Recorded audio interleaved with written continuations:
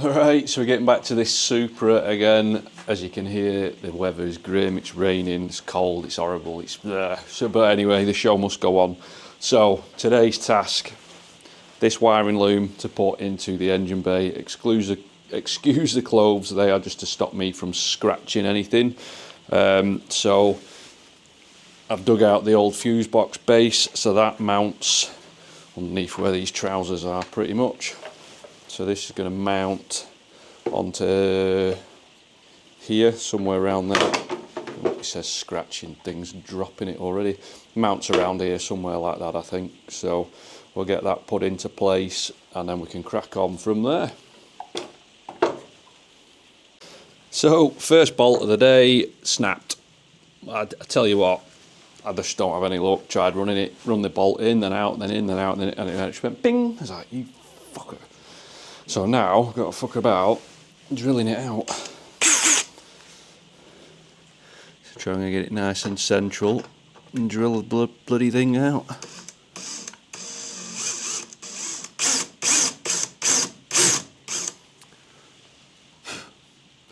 Well, I need to do this with two hands. Bear with me. Right, so there we go, that's that drilled out, and look at all swarf in here now. So anyway, can't blow any of this away because all the ports and everything are open on there. Last thing I want is swarf in my engine before I even fire it up. So, but at least that's cleared out now, so let's get this fuse box cover on. So you go on like so. Anyway, can't do this with one hand. It's really hard work. So you go in there, you go in there.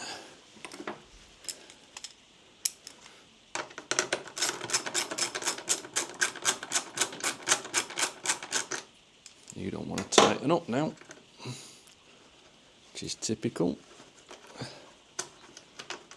Don't tell me I've cross-threaded the first few threads, which I most probably have. Let's see if we've got a longer bolt down here. That one might do it.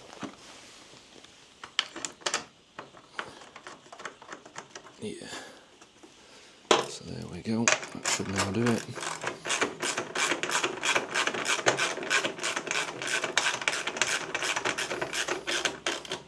There's that one in.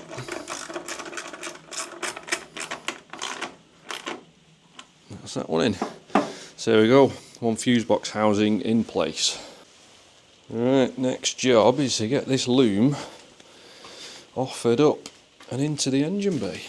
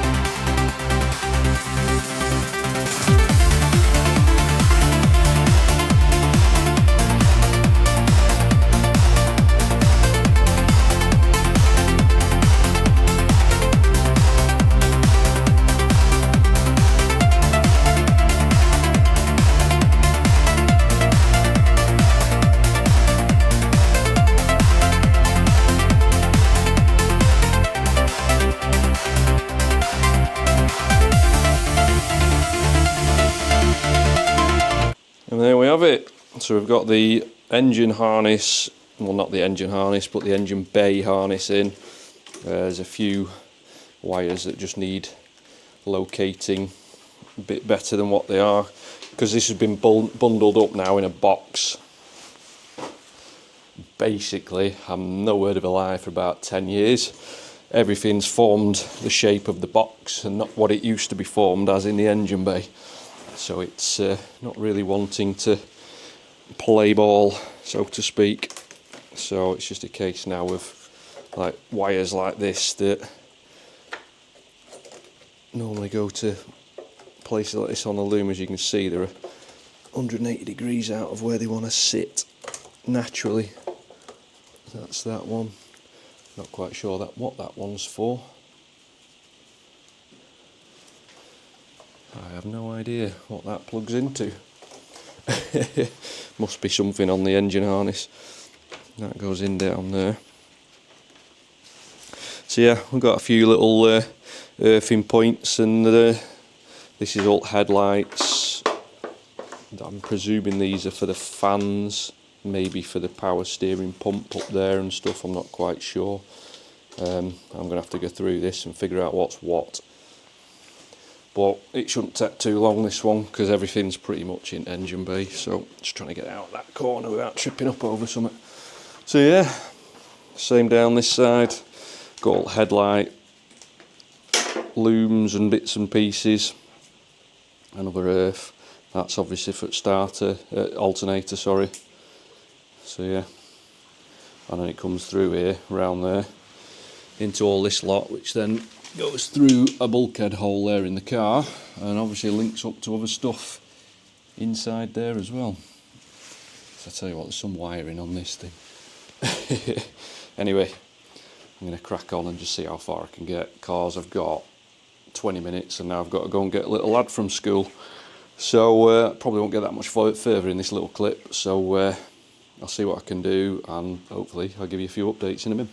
So if you remember in that earlier video, my last video that I posted, I had started to make the relays basically for the new injectors and for the coils. So at work on my lunch break last night, I took the laptop in with me and I thought, right, I'll design a fuse box to put them in. So I did that, and at the time I thought, oh yeah, that looks mint. Excuse me. So I printed that off when I first got in this morning, so obviously I work nights, so when I've got up this afternoon I thought, right, that print will be done. So a few little mistakes. See that big gaping gap there?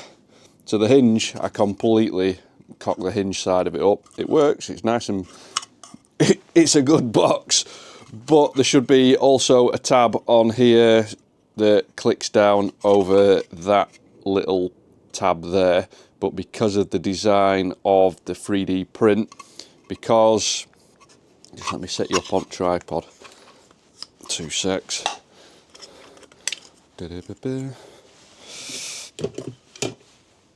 So yes, so because of the design of the actual way the layers are built, the layers are going horizontally across there, so there was, I don't even know where it's gone, it snapped off, I'd have shown you otherwise. Oh, there it is. So there's this little piece here that was on there like that, so when it pushes down, it pushes out and goes click over there, which holds the lid down in place. But obviously when you got to pull it so you can get it back over that little lip, it just snapped off. So I need to redesign that a little bit. But other than that, it's a decent box. I just need to figure out the hinges better so that I don't have that big gap. So this is why we do 3D printing. Brainstorming and all that lot. So yeah. So anyway, let's get back to the car and we'll see what we can do with this wiring. So in terms of the relays, I'm going to mount them in this area here. So I've got the 2 excess bolts here that were part of the original ABS piping, so to speak. There used to be a couple that were crimped into here and went around and over the top. So when I did the braided lines, it sort of negated the need for having this bracket on the top. So I'm going to put a piece of strip of steel across the top there, bring it out across here, and then clamp it and make a bracket basically that bolts to that. And then these relays will then bolt to said bracket and hopefully sit somewhere around about here, and eventually I'm going to make a cover that's going to cover over all of this, hopefully a nice carbon fibre one, a matching one in that corner so that it looks symmetrical, and then that should be all hidden away underneath there. So I don't know whether to set the wiring over here and follow this original loom and take power from what is going to be the battery cable, because the battery is no longer going to be situated here, it's now in the boot, if you remember. So I still need to get power to this main fuse box, and then I'll figure out, once I've done that, where this wiring is going to be situated. So there's a little bit of thought process still to go on yet, but we are not a million miles off. So the next job that I do need to do, excuse me, I've got my foot stuck again, is around here. Where's it gone? On this part of the loom. So the wheel arch loom that goes across here, these are the wires that go through that hole. But on here, these couple of wires, they feed through and come through this hole where my finger is, behind the brake booster, and then go up and underneath the scuttle panel to feed the wiper motors. Now, these wires here have all been cut, and as you can see, they are colour coded. There's not one wire in there that is the same, which makes my life a lot easier. So they were cut basically when I took all the wiring harness out, because I didn't know how far behind the dash they went, this, that and the other, so I just cut them. Stupid decision on my behalf, I must add. But yeah, so at least I know that they can just be resoldered back together, so it's not a big deal. So yeah, that's one problem somewhat sorted before I've even got there. So it would be nice to not be a problem, but these things happen, don't they? So, and then after that, the next job to do is the battery in the boot there. I need to figure out the cable, the main power cable from that, as to where it's going to go through the floor. Is it going to go down like behind all the plastic paneling through to the front, or am I going to take it down and through the floor where all the others go and just route it and cable tie it, basically following the fuel lines? Because if it follows the fuel lines, it'd be nice and simple, because it basically comes out there where the fuel filter is and it can just come straight up here and into there. So yeah, I just need to try and figure that out now. But what I'm going to do for now is I'm going to get the loom out of the garage, lay it back into place, and then we can make a start on the coils and getting all the wiring and everything somewhat into place for those, and then I know where everything is going to be sitting properly, and the injectors, because I need to get the inlet manifold back on and blah blah blah blah blah. But anyway, let's just get on with it. So see you in a minute. So when you got that wiring on bench, you don't look too bad, but now I've got it out here, it's like, that's a lot of spaghetti. So let's just go now, get all that laid into engine bay, and then I can see fully where everything needs to sit. And there we go, so we've got the loom back into place. I've not fed it through the bulkhead yet, because I just want to make sure that everything is led where it needs to lie. And if you're anything like me in the UK and you're sick of this bloody weather now, all it seems to have done is rain for like the past 2 months. It's doing my head in. It's proper depressive. But anyway, yes, so the loom is now in. As you can see, the original harness goes over here, so the new coil packs are going off in that direction. So that was what I was on about the other day. And as you can see, there's quite a lot of excess cable here. I don't quite know why I've got so much there. Maybe it's because I've took all this loom protection off it. It's got a bit more flex to it, I'm not sure. But yes, at least now I know everything is sort of in where it needs to be. Yeah, we can just sort of go from here really. So yeah, we'll get in there slowly. So this is where having a nice big garage would be seriously helpful, because now I need to get to my garage and I've got to go outside in the grim to get to my garage. Bloody horrible. Yeah. So there you go, yeah, I have to keep going outside to come inside. So although I've got the nice enclosed carport there, I need a bigger garage. So anyway, right, next thing, I need to get some of my loom tape out, and can I remember where I put it? It's in one of them drawers, I think. Right, so I'm not going to lie, I have probably been wrestling with this now for the best part of half an hour. Trying to get it in that hole, because as you can see, let me get my torch. So if I can get that to shine into there, like that, you can see that inside there's not a great lot of room. So I managed to get this loom out of there. I can get this plug and the main ECU plugs through because they're nice and sort of narrow, but then I've also got these to get through, and when you bundle them together it becomes a right fat chunky piece of wiring that just will not go through that hole. It just doesn't seem to fit. So I've been cursing and swearing and all sorts, and it's got me nowhere. See, I don't know, I'm going to get that back in there. I don't even know if I took part of the dash out to do it. It's one of them, I just can't remember. It's been that long ago. I don't think I did, but I just need to keep cracking on. I'm tired, I've just woken up from nights and I'm trying to tackle this, and it's just like, I just can't do it. So, yeah. So there we go, I managed to get it through. So I ended up cable tying it all together to make it like a solid snake, basically. Oh, what a faff that was. So at least that's in place now.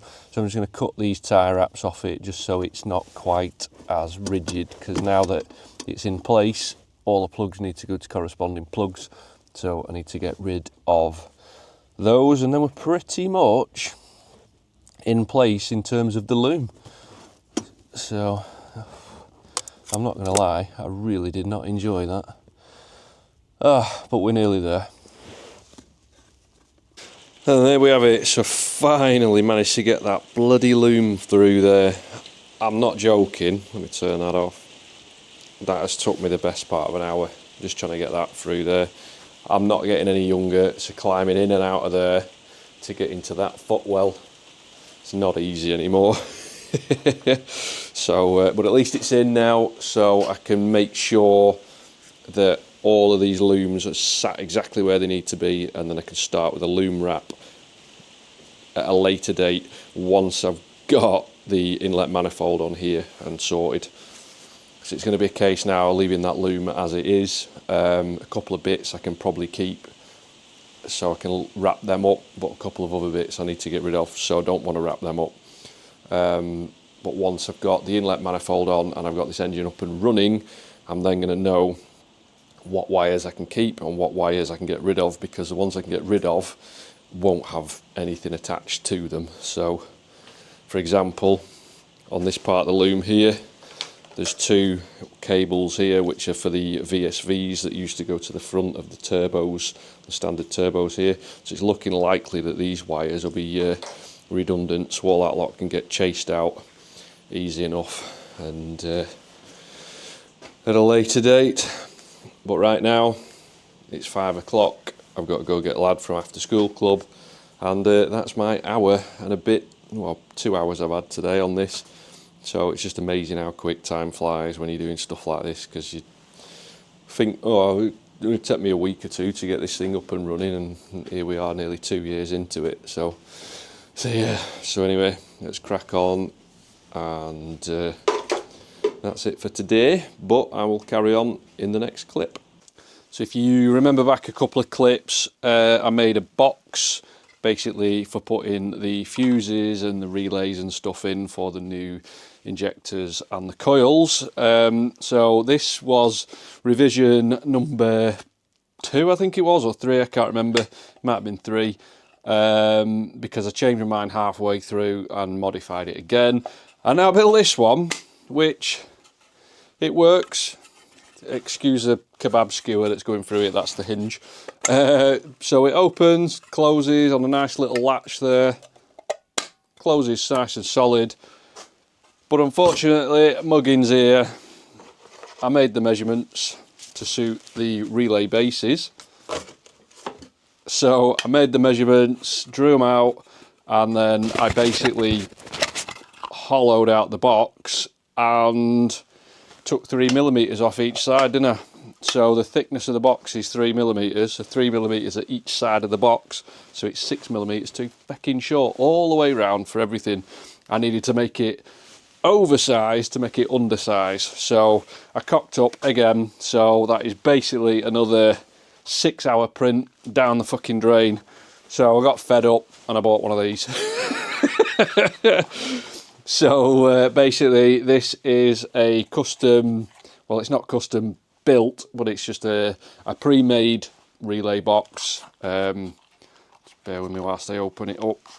Not the easiest with one hand whilst I'm holding the camera. So it's a pre-made box. There are six fuses in there and 2 relays.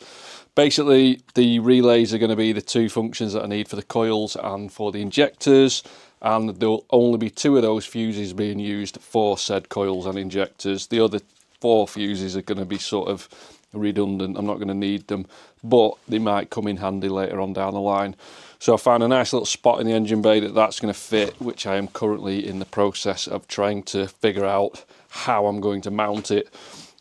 But yes, so the plan now is to remove some of the cable ties out the back of there, remove some of the wires, and basically install the wires that I've got pre-made for it, just to make my life a little bit easier. So it's basically just getting on with that now. It is currently 11:45 at night, so as you can tell, night shift worker, can't sleep, so I thought, sod it, I'm just going to go out and go in garage, and hence why I'm out here right now. So I'm going to do that, gives me something to do, take my brain off something, and then hopefully it'll tire my brain out so I can go to sleep later. So rum and coke helps as well. So yes, but anyway, let's get to it. So this fuse box did actually come with some relays of its own, which are just non-branded relays, which I'm not too keen on. So I have bought myself some genuine Bosch units. So they're what we're going to be using basically. But unfortunately, the crimps in the back of there, they're pretty substantial. They're bigger than the crimps that I've got here. So I'm basically just going to utilise the cabling that's on it. Obviously the colours aren't the same colours as what I'm going to use, so it's going to get a little bit confusing, but it's something I can work with. So I'm just going to cut wires, crimp new bits on, solder them together where I can, and just go from there basically. So yeah, just got to crack on and just see and figure out what I can do on it. Right, so that's the relay box all fully rewired. As you can see, there's quite a lot of spaghetti on there. So that's all them rewired, idented up. So we've got the coil feeds and lives. This black wire's the trigger, and these are just spare for the fuse basically. So there's 4 other spare fuses. 2 that are going to be used for the coils and for the injectors, and then there's 4 spare for whatever.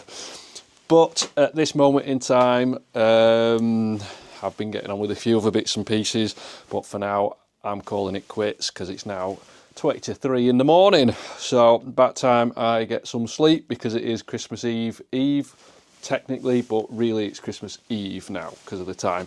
So yes, need to get some sleep, and then we'll crack on with a bit more, hopefully in the next day or 2, but probably not on Christmas. So but anyway, I'll see you in the next little clip. So the thing that I was just mentioning then about getting on with a few other bits and pieces was basically this. So these 2 holes in the bulkhead, I was making a reverse mould of this in order for something for this fuse box to sit on, so it's got something nice and solid to be mounted to down here. But the only trouble is the shape of this, it curves this way, that way, all over, and these holes are not square up, they're at angles. I'm trying to get all that measured up sort of by hand was impossible, so I tried using a bit of like a release agent and a resin and made a cardboard dam basically, and filled the cardboard dam, and it basically came up with this. So the resin, as you can see, it's just completely cavitated. It's full of bubbles all the way through. It sort of worked. So when you load this into place down here, as you can see, it sits nice and flat where it should be, and the bolts all line up, but unfortunately it just looks absolutely crap. So I'm not happy with it. So that can go down there, can't it, in the bin? So what I'm going to try and do now instead is I'm going to utilise this bracket here because this is nice and sturdy. There's not a lot of weight in that fuse box, so there's already a hole in it here. So I'm just going to make a mount basically to go on there and sit out at 90 degrees above all of this lot for this fuse box here, basically to just sit in this position. So it'll be sat there nice and snug, hard up against the base pretty much, because everything's enclosed in there. And then it's going to have a nice flat plate basically that covers the underside of this fuse box anyway, so there's going to be no wires rubbing on the chassis. So that's going to go down there. So the next job to do is to make a drawing of this and where I want it to come to, how long things need to be, etc, etc. So I've got my piece of paper and I've got a pen, so I'm just going to go get to it and get drawing. So I've quickly just drawn that. So obviously that part there is this bit here, and the flat plate part is going to be the base of the fuse box holder. So when it's finished, it should all just look something like that. So now all I need to do is to make sure that I've got this, which is a flat piece of cardboard, which obviously is going to set in the height of where I want it to start. So if I keep that level to there, obviously I can't go any lower than that because it's hitting this. So it all needs to start from around about that point, height-wise, on here. So I'm just going to get that measured up now, get their measurements put onto the drawing. Then it gives me a bit of a reference then as to where to start from when I get onto the Fusion 360. Right, so I've got some rough measurements on there now, so it's time to go inside, where it's a little bit warmer, and get the Fusion out and do some drawing. So I'll not bore you with that bit, 'cause it takes me forever. So there's no point in filming it because it's not very instructive. So yeah, I'll get back to you. So that's what I've drawn. So this part here is going to be onto that metal bracket that I showed you before, and the bottom plate is going to be sort of resting on what is like the wheel arch in here. So now that that's been drawn, it's been put in to the 3D printing software, and then from it's over to the printer where it's currently printing away. So the print is set in a way that it's going to take longer than it would if it was just a flat 90-degree part, but because of, I'll just show you, it's easier. If I go back to my original Fusion drawing, that one, originally I just had an upright there in that corner, and then I thought if there's a bit of weight on here you push down, that edge there is just going to snap. So I've put an extra support in on like 2 angled supports, and also when I've printed it, let me go back to that, you can see that it's been printed at a 45-degree angle. Excuse me. So yeah, the reason for that is when these corners are printed, they're printed so that basically so that the layer lines aren't fracture points. Because last thing I want to do is set something off for a 3 hours and 30 minutes print, and then it goes over to the car and it just goes and snaps off, because I've had that happen before and it's really fucking annoying. So I've printed it in a way that those angles should be nice and strong. So whilst I'm waiting for that to print, I'm basically going to get on with tidying this bench because I hate it now. As any of you know from TikTok, previous TikTok videos, and if you're new to me on YouTube, you'll know that I get hours here and there to work on this car. I don't get full days working on it. So normally it's a case of I work nights, so I get up and do a couple of hours, and then I got to get the little lad from school. So my time is precious. If I spend all my time tidying up, then I never get anything done. So I just sort of do a bit of work, drop tools and go. So yeah, every now and again it just gets to a point where it's like it is now, where it just needs blooming tidying before I get absolutely sick of it. So yeah, I'm going to get on with that, and then we can just hopefully, by the time I've done this, the print will be finished, and then we can get back to the car. And whilst I'm at it, with the fuse box, the blue wires that you can see in the back of there, they are just fused wires. So if you've got anything in the car that requires a fuse, which I don't, the only wires I require are the 4 that are going for the injectors and the coils. So these are the fused wires. I'm just going to get rid of them, and then I'm going to also remove the relevant fuses that they go to. So yeah, just makes my life a bit easier, tidies this box up a bit, and then I've got 4 less big chunky wires that are in the way. to try and sort out at a later time, so I just thought I might as well do them now and then they're done. Well, there we go, so that's them 4 crimps out. That was dead easy. So I've now got a nice and neat and tidy loom going into that new fuse box. The only thing I do need to change is the actual break force of the fuses, if you know what I mean, the resistors, what the ampage that they're rated to. So I've got some 15s, that's a 10, but then on the main ones they are 50s, which I don't need. I like them to be a little bit lower than that, just in case there's any issues. So I'm pretty sure I've got some spares in here. I'm just going to replace them for some 20s, I think it is. So I'll do that, and then it's done, and it's something else I don't have to think about later. Right, so that's the print just finished. As you can see, it's quite stringy, but I'm not the best at 3D printing yet, and I've still not got all the settings nailed. So let's try and get that off the bed. There we go, that's that.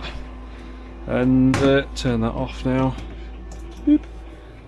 Get this cleaned up, and go from there.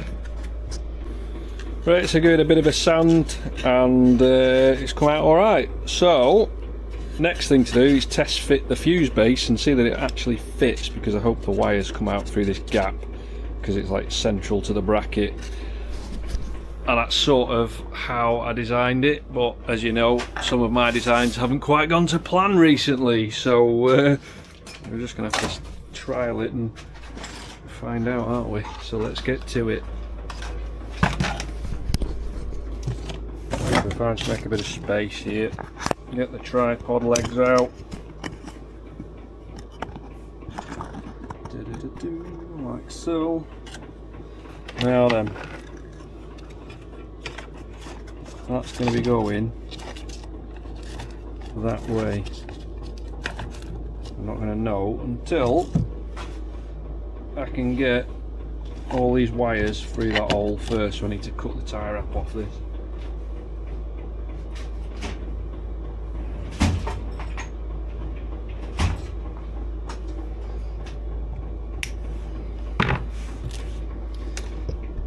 You never guess what, it only bloody fits, doesn't it? So look at that hole, and that hole, perfect.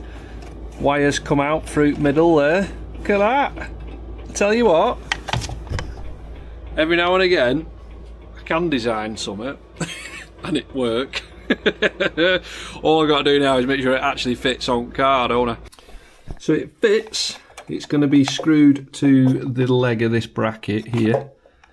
So it's almost hard up against the turret there, and it's hard up against the floor down there. So this little bit here that's slightly raised, I might just take the corner off of the bracket that I've just made and just try and get it to sit a little bit lower, because I'm going to make a cover eventually, a carbon fibre plate that goes over here, and the last thing I want is that being higher than the edge of this. It's blooming close as it is, but I think if I just get rid of the corner off that bracket so it sits about 6mm lower, then we'll be about golden. So I'm going to go and do that now, and we'll see how it looks. So as you can see, I just chopped the corner off that box. It'll get filled with a bit of resin or a bit of glue or something just to fill it back out. But as you can see now, it's fitting in there so much better. So yeah, I'm happy with that. Those wires will be going off underneath the ABS pump, not over the top. But yeah, I'm happy with the fitment of that there. So just a case now, getting that all finished off, smartened up a bit. And there we go, that's that end been filled. Literally just used the hot glue gun there, splurged some into the gap, and then went really quickly onto some aluminium that's on a cold metal plate, so it cooled it down pretty rapidly, and then you end up with a nice smooth look like that. So just going to get that painted up now so it looks nice and decent, and then we'll take it from there.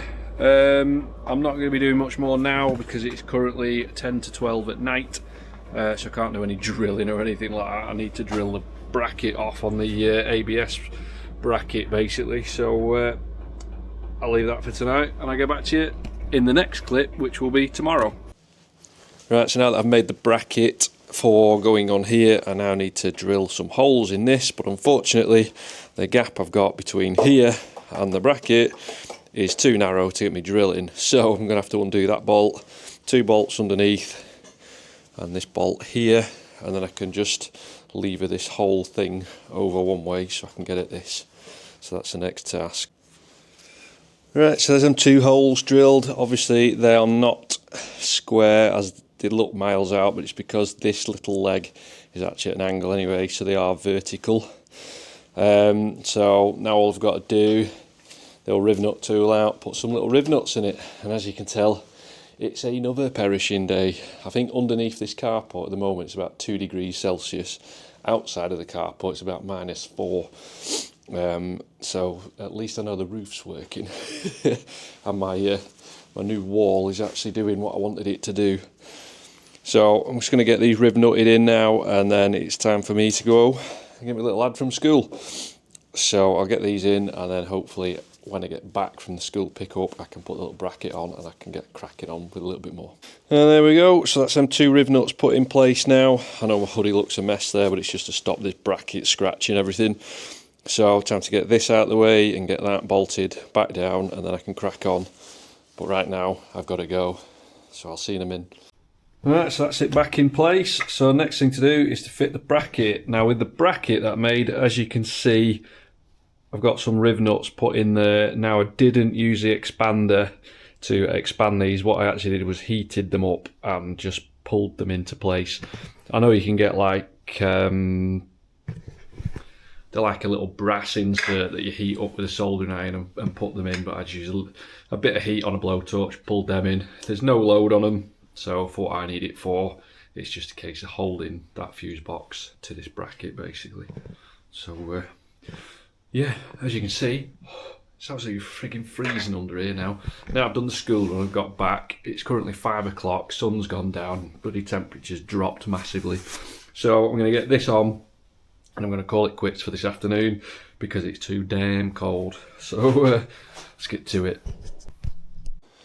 And there we have it. So that's a fuse box mounted. It's nice and sturdy, that.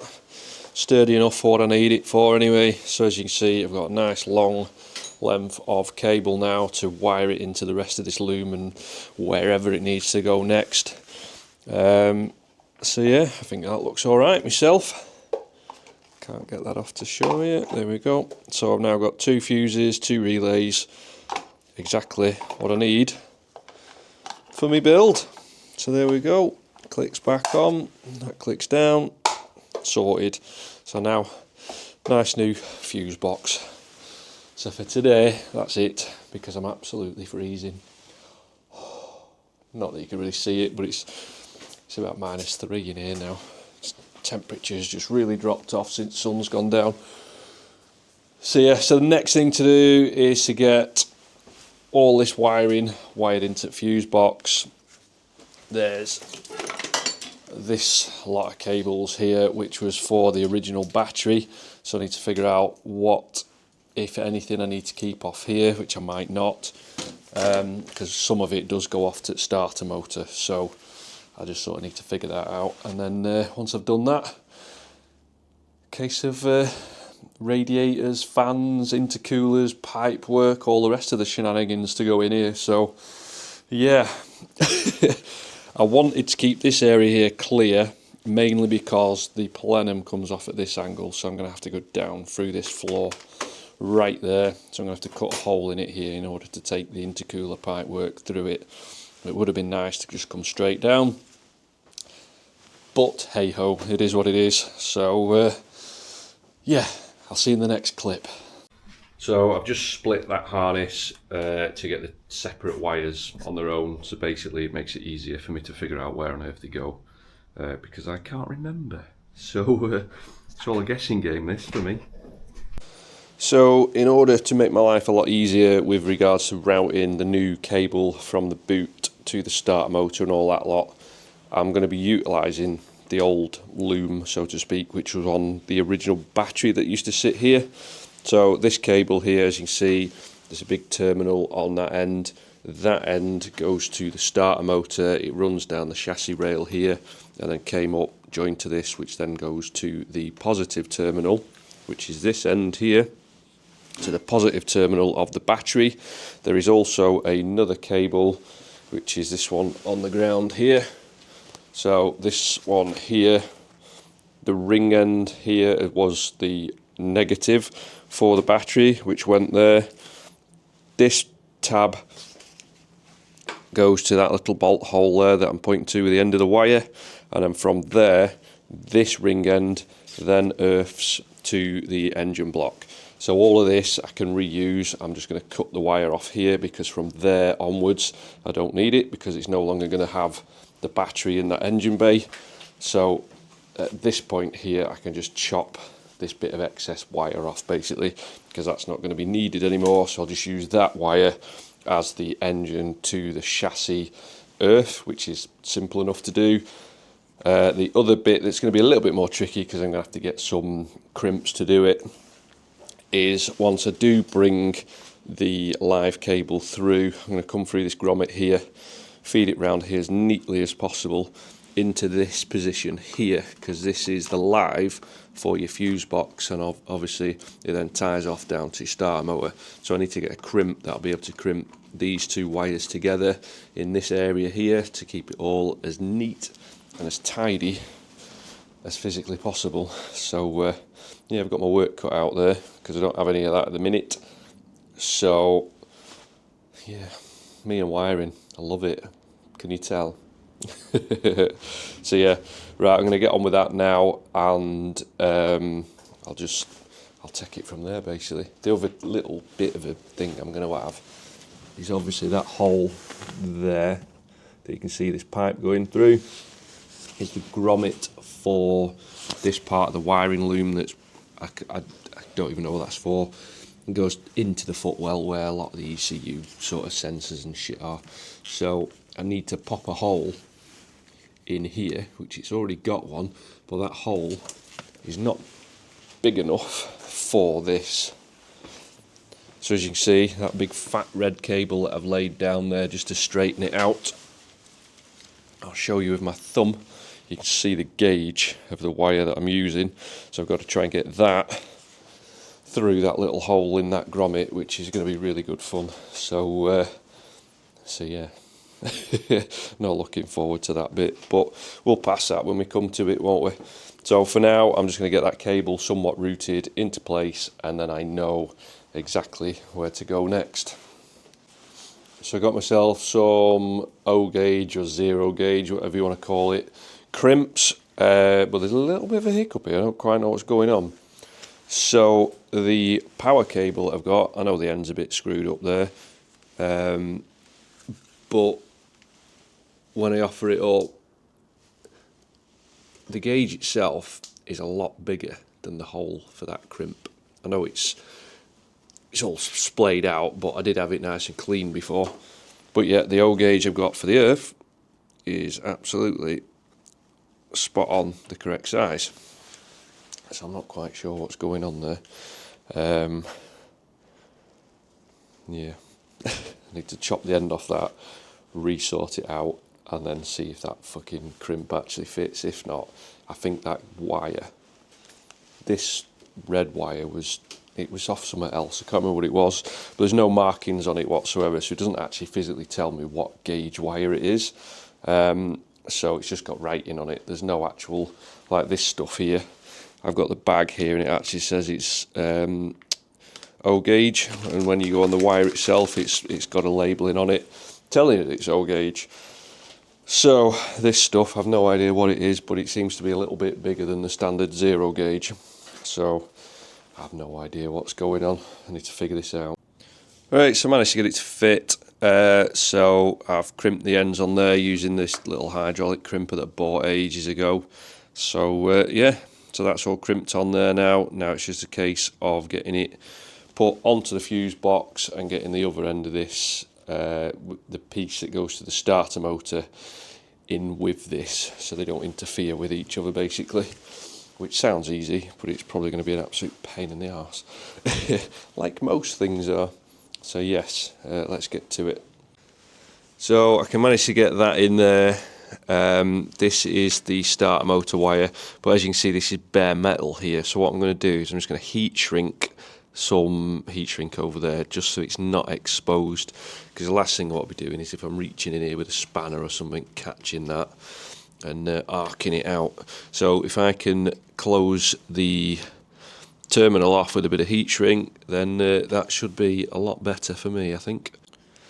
So instead of heat shrinking it, I found another way. So these little bent tabs, there was one on this side and there's another one on this side, so snap that one off. So that will now sit flush underneath the fuse box, so it's completely out of the way. And then the live, let me just get the cable, from this cable will then fit on there like so, and then I can just route this cable around here to where I need it to go to. So that's everything now kept neat and tidy and out of the way. So I've decided to take the cable down and back as opposed to around the front here, because when you stood at the front of the car looking this way, all you're going to see is this big fat red cable around there. At least under here you're going to have the inlet sort of, let me just take this off the mount, 2 seconds.